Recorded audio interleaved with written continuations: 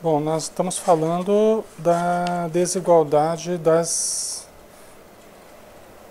Ah, não, a gente está falando das provas da riqueza e da miséria, né? As provas da riqueza e da miséria, né, Maria? 815, né? Isso, exatamente. É isso aí. Então vamos lá. As provas de riqueza e de miséria, tá? Pergunta 815. Qual das duas provas é mais terrível para o homem? A da desgraça ou a da riqueza? Qual é a mais terrível para o homem? A da desgraça ou a da riqueza? Qual prova é mais difícil? O que vocês acham? É? Qual que é mais difícil? A Wasser, as duas. A Sil também acha que as duas. A mais difícil é as duas? A mais difícil é as duas, é boa, né?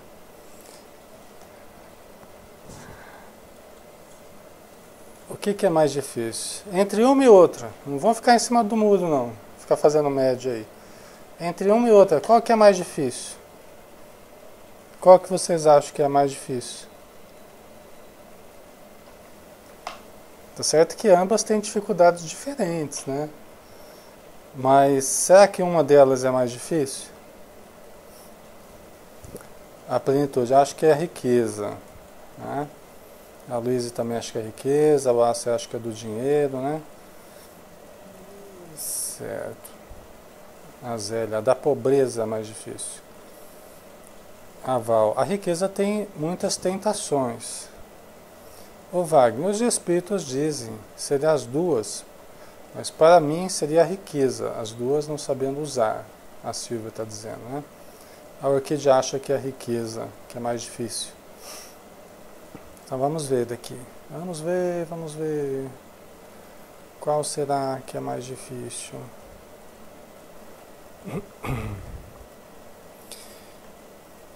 Então a pergunta 815. Qual das duas provas é mais terrível para o homem? A da desgraça ou a da riqueza?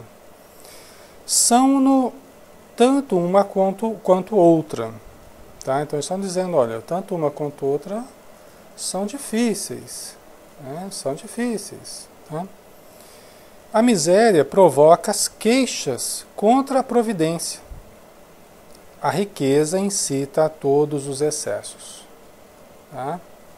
Então, olha lá, né?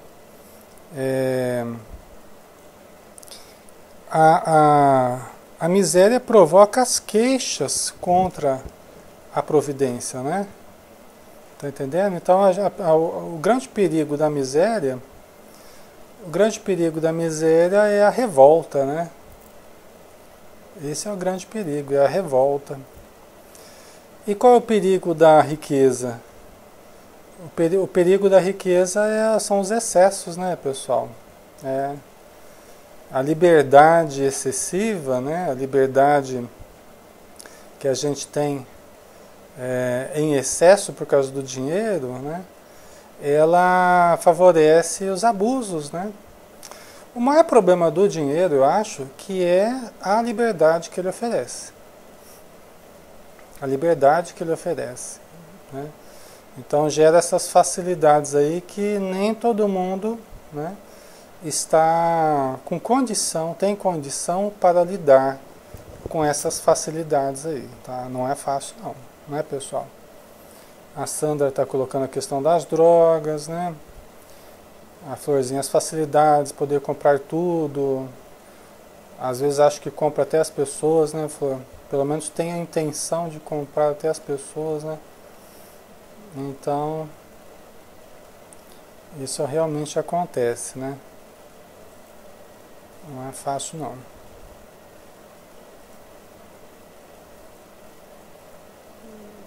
Deixa eu ver aqui só um pouquinho.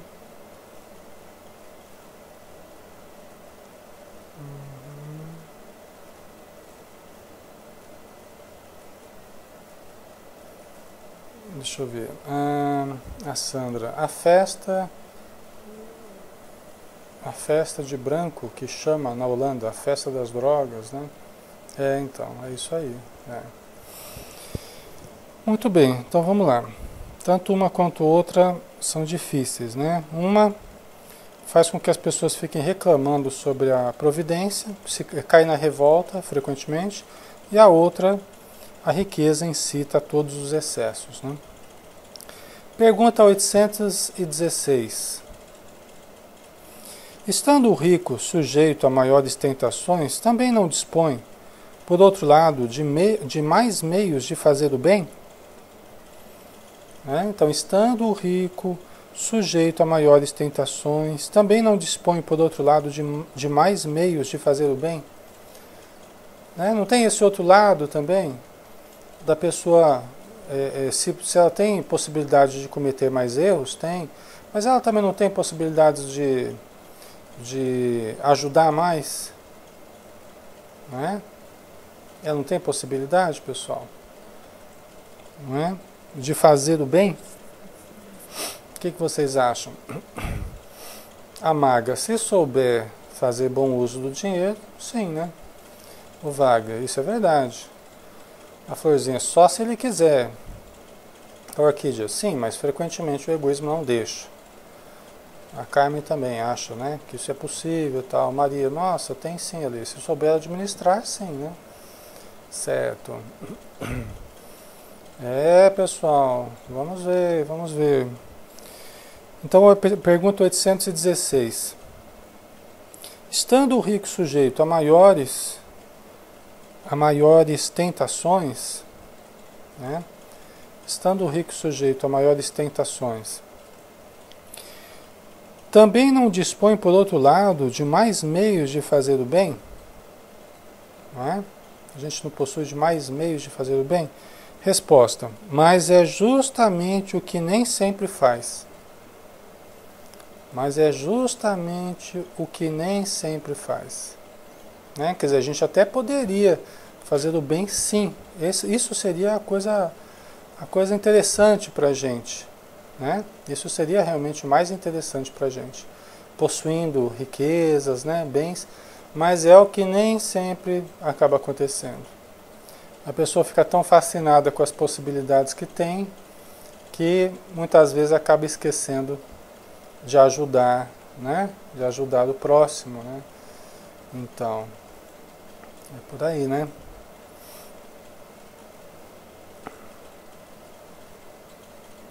Certo? Aí continuando a resposta. Torna-se egoísta, orgulhoso e insaciável. Torna-se egoísta, orgulhoso e insaciável. Porque a pessoa, um dos maiores equívocos, a pessoa que tem dinheiro, frequentemente ela começa a se achar melhor do que os outros. Ela acha assim, que eu conquistei pelos meus méritos e porque... E nem sempre isso é verdade, viu? Nem sempre isso é verdade, porque muitas vezes a pessoa que muito deve, ela recebe recursos para ver se consegue ajudar muita gente para saldar o tamanho das dívidas que tem no plano espiritual, na matéria, no plano espiritual, Tá? Então nem sempre isso é verdade. O que eu consegui por causa dos meus méritos, Lógico, sempre a boa vontade, sempre o esforço será premiado, em qualquer situação, sempre será premiado, será acompanhado, de uma ajuda também da providência, de um amparo dos bons espíritos, mas a gente começa a achar que a gente é melhor do que os outros. Então isso não é realidade, não dá para medir o quão uma pessoa é evoluída pelo tamanho da conta bancária. A pessoa começa a achar que é dona dos recursos. E olha, pessoal, mesmo que a gente conquiste por esforço próprio e tal, com a ajuda divina e tal, os recursos não nos pertencem. Eles são sempre empréstimos. Então é uma confusão que a gente faz, O Wagner, temos que ter em mente que não é a riqueza nem a pobreza, são causas de nossas infelicidades, porque elas são neutras. Mas as causas estão dentro de nós. Perfeito, Wagner, isso mesmo, Nunca é nosso, Flor? Nós temos usufruto, Ju? É, por empréstimo, né, Marcinha? Isso mesmo, tá? Então é uma confusão que a gente faz e aí a gente começa a se achar, cair no orgulho, né? A gente começa a se achar melhor do que os outros, tá? O egoísmo, né? A pessoa só pensa em si, fechado em si mesmo, né? Insaciável, gera a ganância, tá? E começa a virar um vício também, uma compulsão por ganhar cada vez mais, por comprar cada vez mais, né? Acaba caindo na compulsão, né?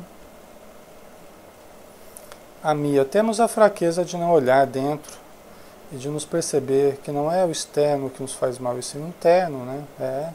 A tentação, dizem os espíritos, né? A tentação está dentro de nós, né? A tentação não é algo de fora, a tentação é algo de dentro, não é algo de fora, tá? Por quê? Porque determinada coisa para mim, você pode colocar na minha frente determinada coisa ali que não vai ser tentação para mim. Mas para uma outra pessoa, nossa, aquilo ali vai ser terrível. Coloca uma garrafa de pinga na minha frente, aquilo ali não vai ser tentação nenhuma para mim. Mas para uma outra pessoa vai ser, totalmente. Né? Assim como coisas que para os outros não importaria, para mim, de repente, pode importar. Tá? Então, a tentação é algo de dentro, né? Dizem os espíritos. Né? Conforme aquilo que nós já tivemos dificuldade no passado, conforme os nossos pendores, os nossos gostos, né? Preferências, tá? Então, a resposta aqui ainda, né, do 816. Com a riqueza, suas necessidades aumentam, e ele nunca julga possuir o bastante para si, unicamente. Tá? Então, com a riqueza, suas necessidades aumentam, e ele nunca julga possuir o bastante para si, unicamente. Então é verdade, né? Até dizem que quanto mais a gente tem, mais a gente gasta, no sentido assim de... A gente vai viver com o salário que a gente tem, né?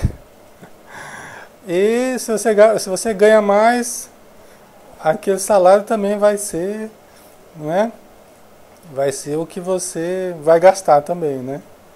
Por quê? Porque as necessidades, elas vão aumentando à medida que você, né, que você tem mais recursos, as suas necessidades tendem a aumentar. Né? Então é um cuidado até, é um cuidado que a gente tem que ter, né? Um cuidado de mantermos a simplicidade, né? Não ficarmos criando necessidades, multiplicando necessidades, né? Mas vivemos com simplicidade. É claro que hoje eu penso de uma forma assim, talvez bastante diferente do como eu já pensei, sabe? Engraçado, né? A gente pensava que quanto mais a gente precisasse, né, melhor seria, e quanto menos a gente gastasse, melhor seria, né? Só que é interessante, né? A vida vai demonstrando o contrário, né? A própria necessidade social, ela vai demonstrando o contrário, né? Tanto que, embora a gente possa exercitar um equilíbrio aí, mas o quanto mais a gente movimenta a riqueza que nos chega, mais a gente colabora para o bem-estar dos outros, né? Então, assim, o gastar cada vez mais não é necessariamente ruim, se nós tivermos equilíbrio, né? Por quê? Porque nós estamos levando a riqueza para as pessoas, nós estamos movimentando as energias. O problema é a pessoa que ganha, ganha, ganha e guarda tudo e não faz aquilo circular. Exatamente, Mia, o dinheiro é energia circulante, né? O dinheiro é energia circulante. Eu fiquei preocupado quando o Lula chegou na televisão e falou assim: companheiros e companheiras, nós precisamos consumir. Eu fiquei preocupado quando o Lula, né? Quando o Lula chegou, né? Não é? E falou na televisão, no meio da crise lá, né? Companheiros e companheiras, né?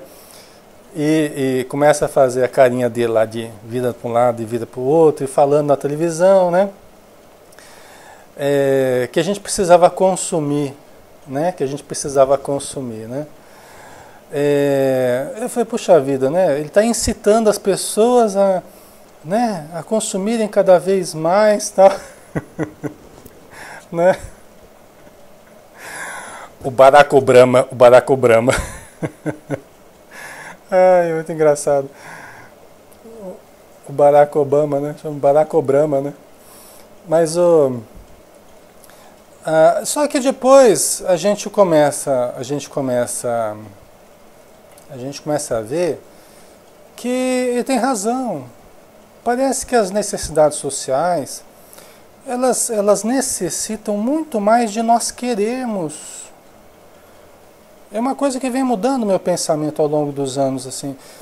Parece que a vida, ela precisa muito mais que nós queiramos do que o contrário, né? Precisa muito mais que nós queiramos as coisas, que nós movimentemos o querer, que nós abramos o bolso, que nós façamos circular a energia, porque isso gera emprego, porque isso gera uma porção de coisas, né? Então, pelo menos o meu pensamento a respeito disso tem mudado bastante, né? Conforme a gente vai estudando e vai observando os fatos também, né, Ju? A gente vai percebendo que a vida foi estruturada, essa sinergia, essa troca entre as pessoas, nós precisamos querer muito mais. Logicamente, né, Ju? Gastando com responsabilidade, mas queremos mais, né? Eu acho que hoje é maior problema as pessoas que retêm o medo, a insegurança, não é? O medo, a insegurança, que faz com que as pessoas retenham, sempre preocupados, pensamento na escassez. Para mim, hoje, isso é mais preocupante do que o gasto irresponsável, vamos dizer assim. Eu acho que é mais preocupante isso do que a pessoa gastar os recursos, né? Eu acho que isso, o gastar tem que ser responsável também, tem que ser com equilíbrio. Mas eu acho mais difícil para o planeta e mais preocupante esse pensamento de escassez do que propriamente as pessoas abrirem a mão, né? As pessoas botar a mão no escorpião, botar a mão no bolso, né? Tocar os escorpião lá, né? Ju, sim, tem sim, porque senão o comércio para, a miséria aumenta, mas aí tem que ter equilíbrio, né? É verdade, isso mesmo. Mas pelo menos a pessoa está gastando, ela está movimentando, né?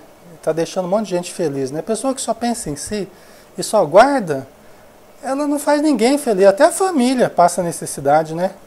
Até a família passa necessidade e a pessoa fica ali guardando no cofre, no colchão, né? Eu acho isso muito mais problemático, eu acho, né? Então a questão da gente ir observando, estudando, né? E refletindo a respeito, mas a impressão que eu tenho é essa. Certo? Então vamos lá.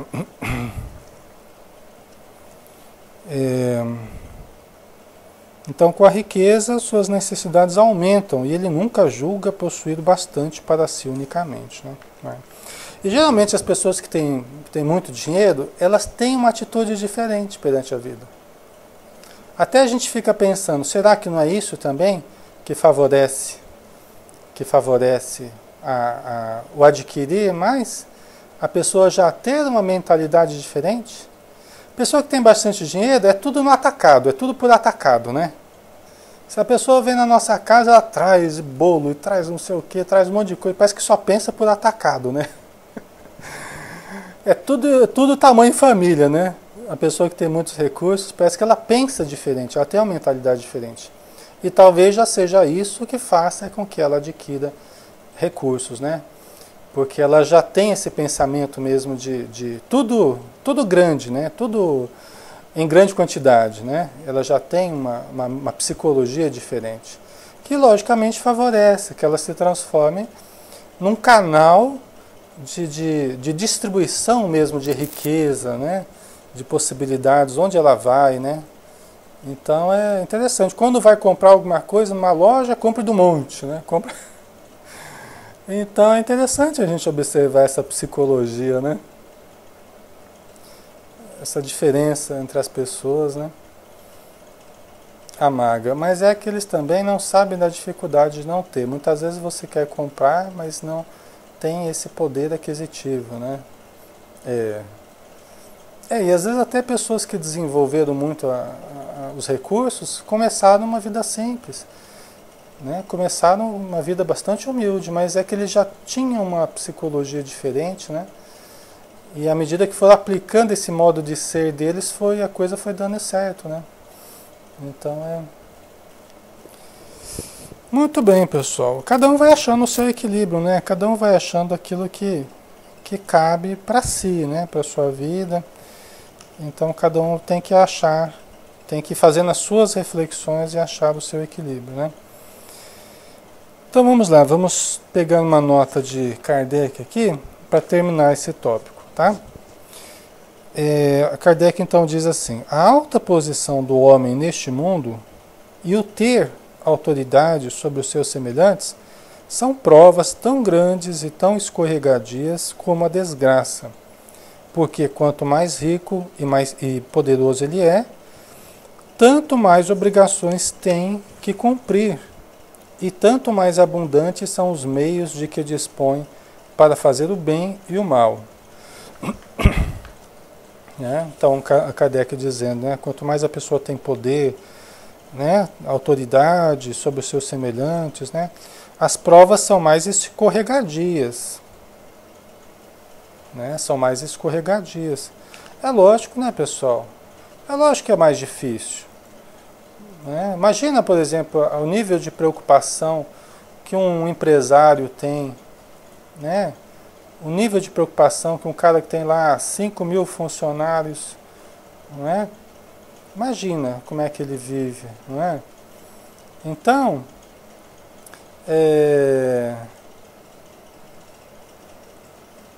então não é fácil. A nossa vida é bem mais tranquila, né? Mas ele tem inúmeras tentações todos os dias, né? Pela liberdade, pelo poder que ele tem, né? Então não é fácil. Muitas vezes ele vai errar, né? Muitas vezes vai acertar. Pode fazer muito bem para muita gente, né? Eu vi uma história de uma senhora na Globo que ela tinha trabalhado mortalmente como faxineira e juntou tanto que comprou um apartamento na beira-mar. Eu admirei tanto no primeiro impacto, mas aí depois eu vi que ela não viveu nada. Certo. Certo. Ela concentrou tudo para comprar aquele apartamento, né? Aí depende o que a gente chama que é viver, né, Ju? Aí depende o que é alegria para um e o que é alegria para outro, né? Depende da escala de valores que cada um tem, né? Depende do que é prioridade para cada um, né? A Joalê, ela só ia ao trabalho a pé por 40 anos para economizar na passagem. Ela nunca ia comer fora, nunca. Certo. A Jo ficou indignada, né, Jo? Eu entendi. Isso quer dizer que ela se privou de um monte de coisa, né? Mas, por exemplo, Ju, isso aí para ela podia não ser sacrifício. Ainda assim, eu acho assim que eu acho que depende muito do que é sacrifício para a gente e o que é para os outros. Às vezes para a pessoa não é sacrifício aquilo, né? A Ju, mas a repórter mostrou ela contando centavos. Certo, tá certo. Então. Né? Mas assim é difícil, né? A gente dizer, né? A orquídea, bens transitórios trazem o prazer momentâneo, né? Ô Ju, o problema é comprar o apartamento e morrer logo em seguida, né? Aí seria azar total, né? Comprar apartamento e morrer logo em seguida, né? Desencarnar. Aí seria, né? Então, todo exagero, né, Ju, vai ser um problema, né? Todo exagero realmente vai ser um problema. Concordo com você. É, se priva, né, dos filhos, do marido, tal, em função do apartamento, né? Aí complica, né? É verdade. Você tem razão, Ju. Tá certo. Muito bem, vamos ver daqui mais um pedacinho, né, da nota de Kardec aqui. Deus experimenta o pobre pela resignação e o rico pelo emprego que dá aos seus bens e ao seu poder. Quer dizer, é uma prova para o pobre, né, pela resignação. É um exercício, gente. São estágios. São estágios. A gente vive estágios. Estágios na riqueza, estágio na pobreza. É um aprendizado constante. Nós não somos nem pobres nem ricos. Nós somos espíritos, né? Mas que vivemos esses estágios aí, né?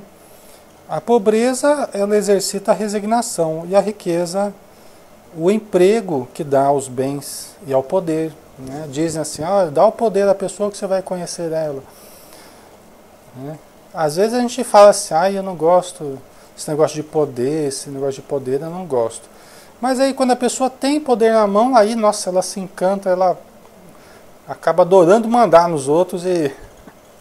não é? Então, na verdade, a gente só se conhece quando a gente tem certos recursos. E nós vamos ter que ter riqueza também, pessoal. Não adianta falar mal da riqueza, não adianta, não, eu não quero riqueza não, que não riqueza não sei o que lá.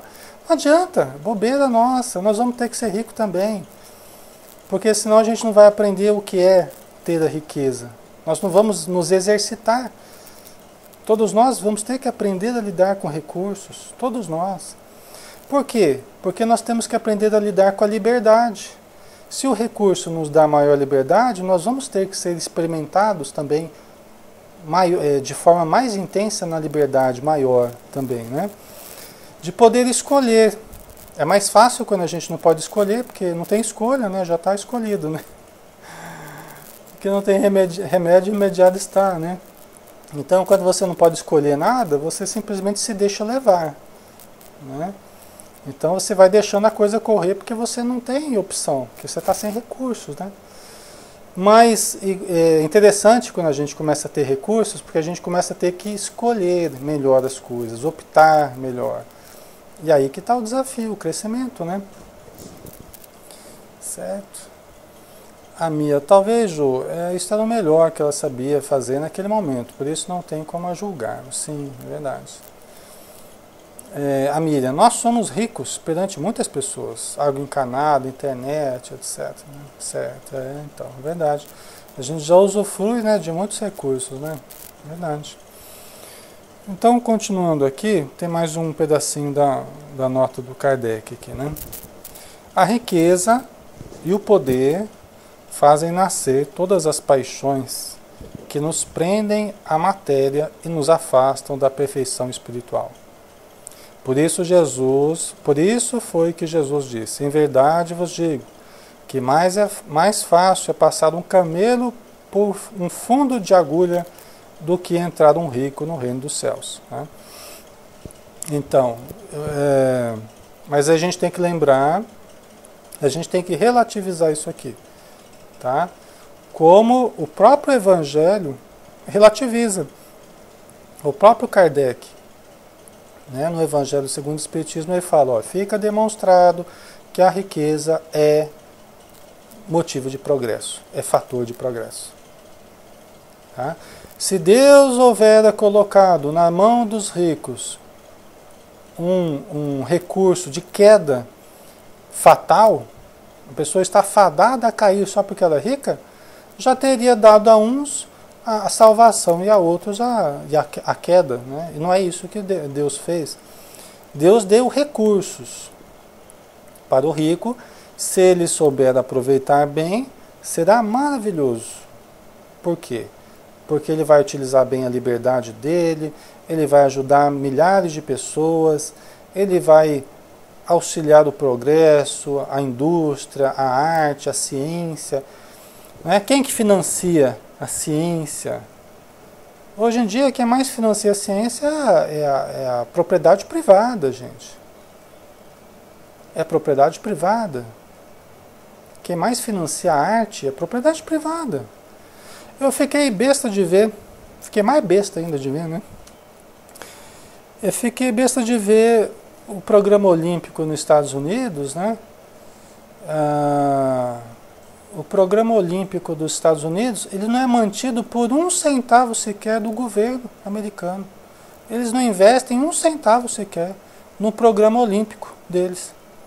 No entanto, eles têm uma baita de uma estrutura, é todo investimento de doação, propriedade privada, né? São como é que chama? Está me fugindo o termo aqui, né? Patrocínio, né? Da propriedade privada, né? São doações, faculdades, são, né, grupos que arrecadam, né? Então, é isso, né? Então, assim, a propriedade privada, ela estimula uma porção de coisas importantes. É a riqueza, pessoal. Se não tivesse essa riqueza, não haveria esse investimento, né? Então, é a propriedade privada, né? Então, é muito importante a riqueza, mesmo a riqueza dos países também, né? Ela investe muito, né? Pode investir, né? Então aqui ele diz, né? A riqueza e o poder fazem nascer todas as paixões que nos prendem à matéria. Ó, dão origem ou proporcionam que algumas coisas venham à tona, né? Então a gente tem que lembrar, dinheiro não é ruim, riqueza não é ruim, tá? Aquela história que existe pobre porque tem rico, isso aí é errado. O próprio Jesus desmente isso. Porque a função dos ricos é ajudar os pobres para que também se tornem ricos. Aquela ideia que a gente tem, uma ideia falsa, de que a pobreza existe por causa da riqueza. Não, isso não é verdadeiro. A função dos ricos é ajudar os pobres para que também sejam ricos. Não é nivelar tudo por baixo, é nivelar por cima. Essa deveria ser o nosso trabalho, é nivelar por cima, não por baixo, né? Mas é que muitas vezes falando mal do dinheiro, criticando ricos, tal, a gente acaba querendo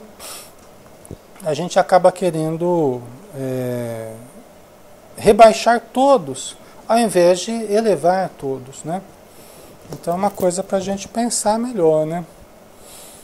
Aí a gente vai entrar no item igualdade dos direitos do homem e da mulher, né? Só fazendo uma parte aí,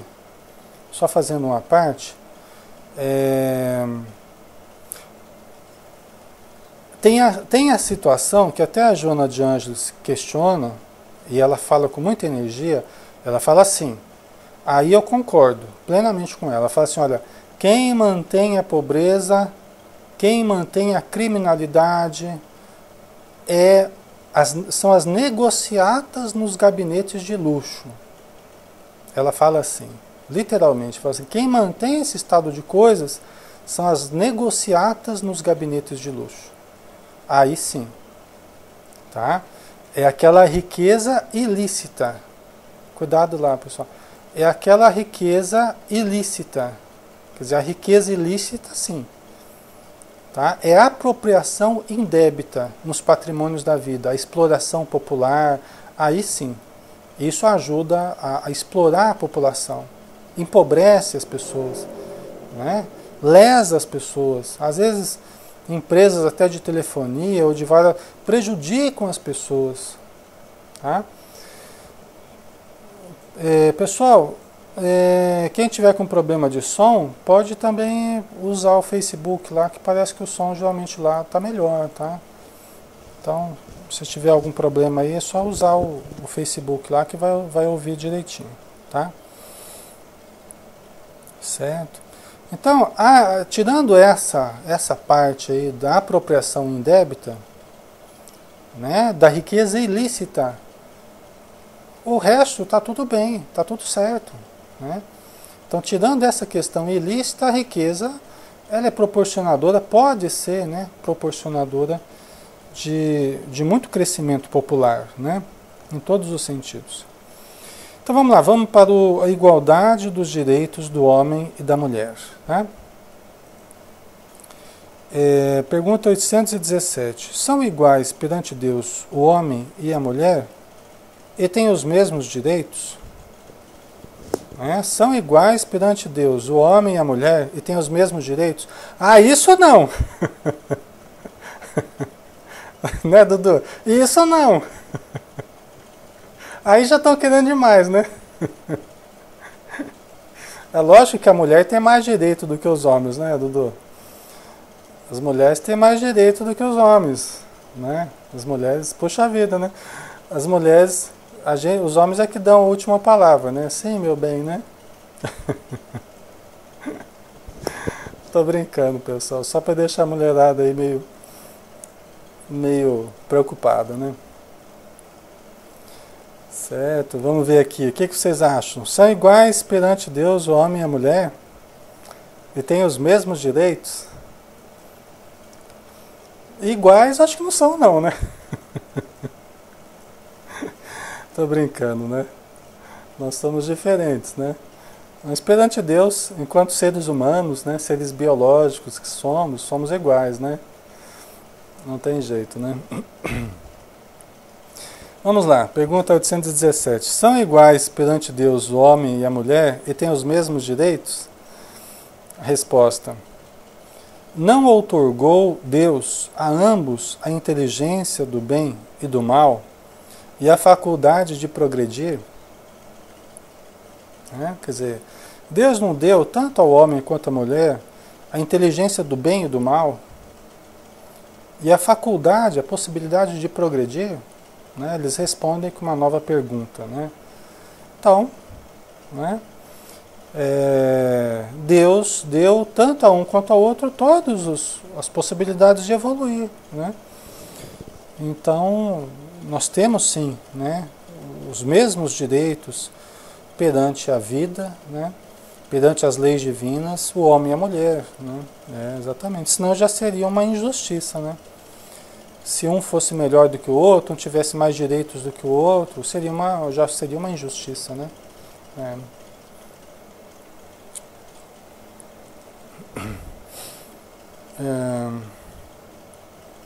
A Mia, direitos iguais, mas deveres diferentes, eu acho. O Dudu, as mulheres são o nosso futuro na Terra.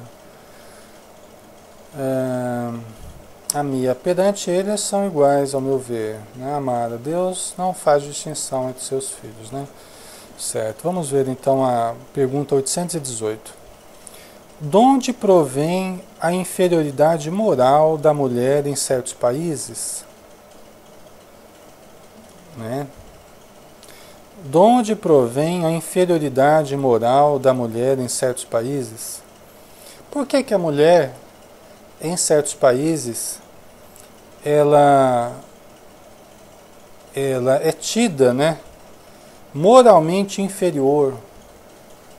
Tá? É tida dessa forma, né? Socialmente é tida como uma pessoa inferior, né?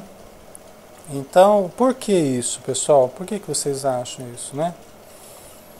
De onde provém a inferioridade moral da mulher em certos países? Hein? O que vocês acham, né?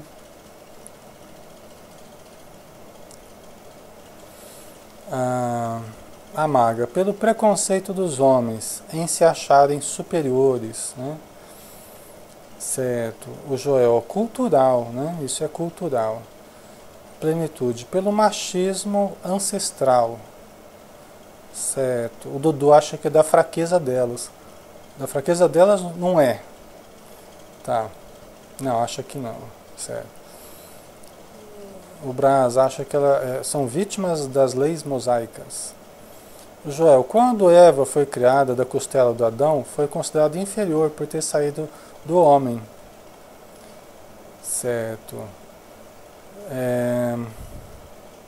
A Mara acha que é a cultura, a evolução de cada povo, né? A Val, porque algumas mulheres necessitam passar por isso e assim nascem nesses países.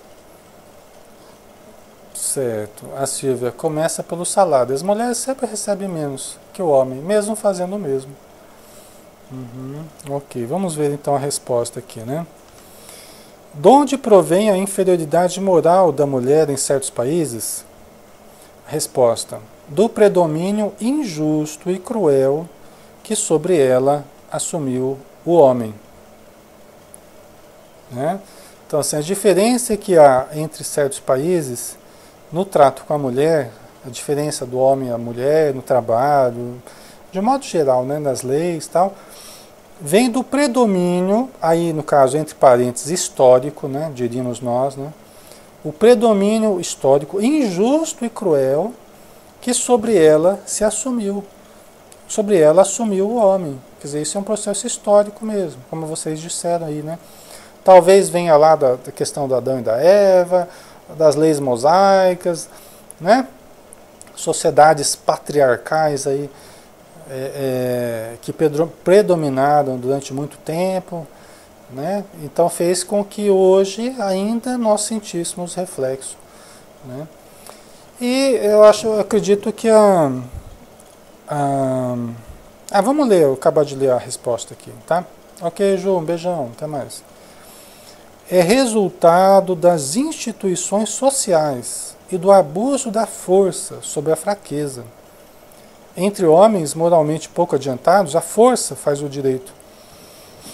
Bom, pessoal, então aqui, veja bem, os espíritos estão dando uma justificativa bastante fisiológica, bastante orgânica. Tá? Os espíritos estão dando uma justificativa antropológica aí, com raízes na questão evolutiva, na questão biológica mesmo. Por quê? Veja bem. Estão falando assim, olha, os espíritos estão dizendo assim, é resultado das instituições sociais. Né? Quer dizer, como que a nossa cultura, a nossa sociedade foi se desenvolvendo. As instituições, historicamente, foram se desenvolvendo. E esta, em função do quê? Né? Do abuso da força sobre a fraqueza. Por quê? Porque fisiologicamente, não há como negar, nós somos diferentes. Nós somos diferentes. Né? O homem, ele é mais forte fisicamente do que a mulher. Emocionalmente, né, em termos psicológicos, a mulher hoje ela demonstra maior capacidade que o homem. Fisicamente, o homem parece ser mais bem dotado, vamos dizer assim, né, de condições orgânicas, no sentido de força. Isso, historicamente, teria feito o predomínio do homem, a força. A força. Né? Então, o predomínio da força sobre a fraqueza, né? O abuso da força sobre a fraqueza. Entre os homens moralmente pouco adiantados, a força faz o direito. Então é isso. Então, historicamente, houve esse predomínio por quê? Porque muito sujeito aos instintos, muito sujeito à força bruta, a sociedade ela trouxe ainda o império da força. Né? O império da força. Então, por exemplo, famílias em que o marido é muito bruto, né? O marido é muito atrasado ainda, né? No sentido moral, ele adota uma atitude coercitiva com a família. Ele adota uma atitude coercitiva com a esposa. Fica muito claro isso.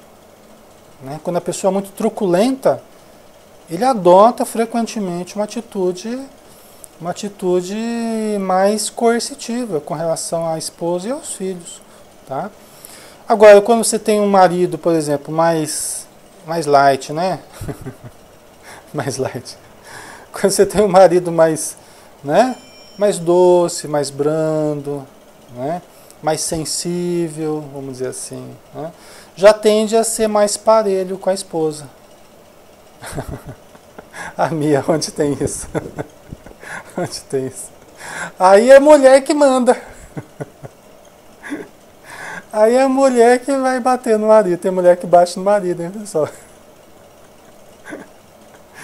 Ai, ai. Tá? Aí é a mulher que vai tiranizar o marido. Às vezes acontece isso. Às vezes tem uma mulher muito machona e o marido muito passivo.